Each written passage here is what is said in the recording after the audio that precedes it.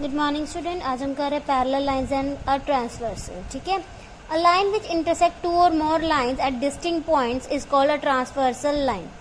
ठीक है बेटा, वो लाइन जो इंटरसेक्ट करती है टू और मोर लाइंस को डिफरेंट पॉइंट्स में, उसे हम क्या बोलते हैं? In transversal line. Line L intersect क्या कर रही है? देखो ये लाइन एल है, इंटरसेक्ट कर रही है बेटा एम एंड एन को। ठीक है, किस पॉइंट पे? P and Q, right. So इस लाइन को हम क्या बोलेंगे? Transversal line. Therefore line L is a transversal for lines M and N. ठीक है बेटा, देन फोर एंगल्स इसमें है ना। Observe that four angles are formed at each of the points P and Q. ठीक है, angle 1, 2, 7 and 8, angle 8 they are called exterior angles. ये वाले एंगल 1, 2, 7 and 8 बाहर वाले जो angles they are called exterior angles, and the 3, 4, 5, 6 they are called interior angles. ठीक है बेटा, देन हम पढ़ते हैं आगे कॉरस्पॉन्डिंग एंगल्स क्या होते हैं, ऑल्टरनेट इंटीरियर एंगल्स क्या होते हैं, ऑल्टरनेट एक्सटीरियर एंगल्स क्या होते हैं। Interior angles on the same side of the transverse. ठीक है बेटा, corresponding angles angle 1 and 5, this one बेटा, एंगल 1 and 5 मतलब एक एक्सटीरियर एक इंटीरियर। ठीक है, on the same side, right. Angle 1 and 5 को हम क्या बोलते हैं? Corresponding angles. 4 and 6 को, 4 and 8 को कॉरस्पॉन्डिंग एंगल्स। 2 and 6 को कॉरस्पॉन्डिंग एंगल्स। 3 and 7 को कॉरस्पॉन्डिंग एंगल्स। ठीक है, देन ऑल्टरनेट इंटीरियर एंगल्स क्या होते हैं बेटा? ऑल्टरनेट मीन्स ऑपोजिट साइड पे, राइट। ऑल्टरनेट इंटीरियर कौन से है? Angle 4 and angle 6, angle 3 and angle 5। Alternate exterior angles कौन से बेटा? 1, angle 1 and angle 7, right. So angle 2 and angle 8 they are called alternate exterior angles. Interior angles on the same side of the transversal. बेटा interior angles on the same side of transversal कौन से हैं? Angle 4 and angle 5, ठीक है, angle 3 and angle 6 they are interior angles on the same side of the transversal। और इनको हम क्या बोलते हैं? interior angles on the same side of the transversal को हम consecutive interior angles भी बोलते हैं, allied angles भी बोलते हैं और co-interior angles भी बोलते हैं। ठीक है बेटा, नेक्स्ट है बेटा एक्सरसाइज 6.2।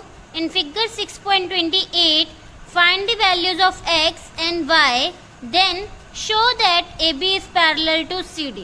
पहले अपने क्या निकालना है? एक्स एंड वाई की वैल्यू निकालनी है एंड शो करना है A B is parallel to C D. ठीक है, इसमें बेटा क्या करना है?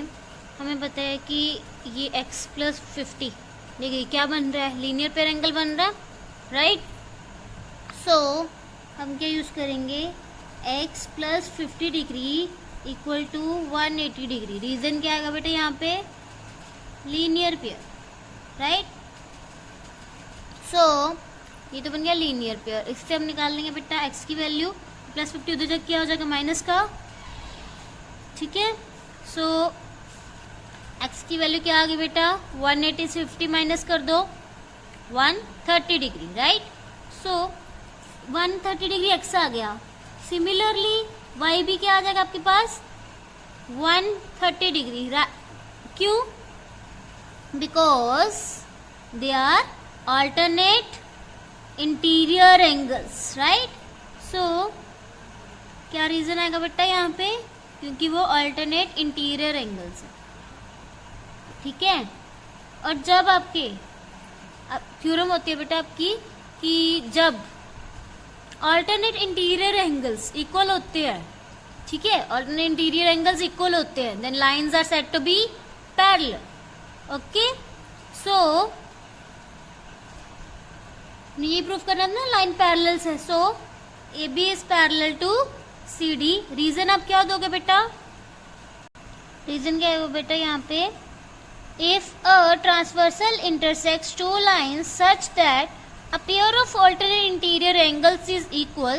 कहता जब ऑल्टरनेट इंटीरियर एंगल्स जैसे हमारे पास X and Y both are equal, then the two lines are parallel. Okay बेटा, नेक्स्ट क्वेश्चन है बेटा question number 2। In figure 6.29, if AB is parallel to CD, comma CD is parallel to EF and y ratio z equals to 3:7. Find x. कहता कि figure में क्या है, AB is parallel to CD, ठीक है, CD is parallel to EF, okay, and y ratio z के इसमें y ratio z is 3:7 और हमने निकालना क्या बेटा, फाइंड x। इस क्वेश्चन में बेटा मैंने क्या किया है कि मैंने ये जो लाइन आपको फिगर में थी ना पहले, ये तो मैंने क्या किया, L मान लिया, L is a transversal line which cut AB at point G, CD at point H, EF at point Z, ठीक है बेटा। हमने क्या किया बेटा, सपोज कर लिया y को क्या ले लिया 3a एंड z को क्या ले लिया 7a, क्योंकि हमें दिया हुआ है कि y और z की रेशियो क्या बेटा 3:7, ठीक है। नेक्स्ट है बेटा y is equals to what, angle DHK। Reason क्या है, दोनों इक्वल है because vertically opposite angles, okay. और आपका y क्या है बेटा 3a, so 3a is equals to DHK, ठीक है बेटा। Then their CD is parallel to EF, right, and line L is transversal, ठीक है। CD is parallel to EF है and line L is transversal, angle DHK plus angle HKF इसके बराबर बेटा 180 degree के, ये वाले बेटा DHK, ठीक है, और साथ में HKF, ये वाले DHK, ये वाला और ये वाला। रीजन क्या बेटा, क्या लिखोगे आप reason, sum of the interior angles on the same side of transversal, ठीक है बेटा। रीजन क्या क्या बेटा, sum of the interior angles on the same side of the transversal is 180 degree, और इसको ऐसे भी लिख सकते हैं हम 3a plus z equals to 180 degree. क्यों, कि DHK तो क्या है बेटा 3a है, क्योंकि ये y के बराबर था। HKF की वैल्यू क्या बेटा z, ठीक है, और z को हम ऐसे लिख सकते हैं, z की वैल्यू क्या है 7a, 180 डिग्री, ये कितना बन गया बेटा 10a, ठीक है, इक्वल्स टू 180 डिग्री। देन बेटा a की वैल्यू क्या आ गई आपके पास 180 degree divided by 10, so a की वैल्यू क्या आ गई आपके पास 18 डिग्री। देयरफॉर y की वैल्यू क्या आ गई बेटा 3a थी, ठीक है, so 3 into 18 equals to 54 degree, and z की वैल्यू क्या थी बेटा आपके पास 7a, 7 into 18 equals to what 126 degree, ठीक है बेटा। Also AB is parallel to CD and हमें लाइन क्या दी है, L is transversal, right, so angle AGH, ठीक है, AGH plus angle GHC equal to 180 degree, ठीक है बेटा। रीजन फिर से वही सेम है, sum of the interior angles on the same side of the transversal is 180 degree, right. So x plus Y क्या होगा बेटा 180 डिग्री के बराबर, ठीक है। सो y की वैल्यू तो आपको पता कितनी आ गई है 4 डिग्री, राइट। रीजन आप दोगे यहाँ पे because y is equals to 54 degree. So x की वैल्यू प्लस उधर जाके माइनस को हो जाएगा प्लस 54, ठीक है, माइनस 54 डिग्री आ गया। सो x की वैल्यू क्या आ गई हमारे पास 126 डिग्री। नेक्स्ट है बेटा question number 3 in figure 6.30 if AB is parallel to CD, right, AB is parallel to CD, EF is perpendicular to CD, EF, it is perpendicular to CD and angle GED, GED इधर जो है इस वाला point, ये वाला, ठीक है, GED equals to 126 degree. Find angle AGE, angle GEF and angle FGE. ठीक है बेटा, क्वेश्चन में आपको गिवन क्या दिया हो बेटा, एंगल GED, राइट. आपको क्या दिया हुआ है 126 degree, right. So angle GED को आप कैसे लिख सकते, एंगल GED है ना, उसको लिख सकते हैं हम angle GEF plus FED, right. पहुंचना तो हमने GED तक की है ना, सो हम इसको स्प्लिट कर लेते हैं. Angle GEF plus angle FED equals to 126 degree. ठीक है, इसमें FED क्या है बेटा 90 degree. So angle GEF plus 90 degree equals to 126 degree.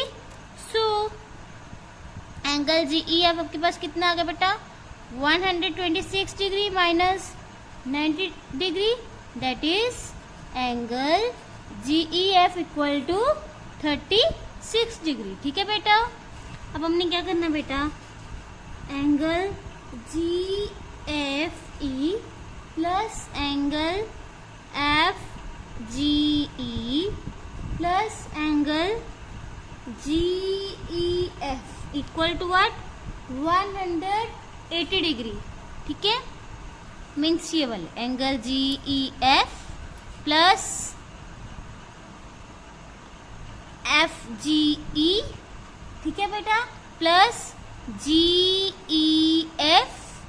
ठीक है, तो बेटा ये मतलब तीनों एंगल्स हो गए. उसका सम किसके बराबर होता है, angle of sum of angles of triangle किसके बराबर होता है बेटा 180 डिग्री के. सो वही लगाया. ठीक है, एंगल GF किसके बराबर है बेटा आपके पास 90 डिग्री के. ठीक है, FGE आपको निकालना है. ओके, देन प्लस GEF किसके बराबर बेटा 36 डिग्री के इक्वल्स टू 180 डिग्री. ठीक है, ने अभी GEF निकाला है ना पीछे, और GFE पहले से आपको पता 90 डिग्री है क्योंकि परपेंडिकुलर बाइसेक्टर है. ठीक है, परपेंडिकुलर किया ना उन्होंने, EF is perpendicular on AB. ठीक है, सो नेक्स्ट क्या बेटा, इसमें से हम FGE की वैल्यू निकाल लेंगे. ठीक है, ये कितना बन गया हमारे पास 126 डिग्री. ठीक है, तो 126 डिग्री को माइनस कर दो इधर. ओके, तो कितना आंसर आ गया बेटा 54 डिग्री. एंगल FGE आपके पास कितना आ गया बेटा 54 डिग्री, राइट. देन हमने अब क्या निकालना बेटा एंगल AGE. ठीक है, तो उसको हम कैसे निकाल लेंगे, angle FGE plus angle AGE equal to what 180 degree. Reason क्या बेटा लीनियर पेयर, राइट. ये वाले बेटा FGE प्लस AGE. ठीक है, ये क्या बन रहा है 180 डिग्री बन रहा है.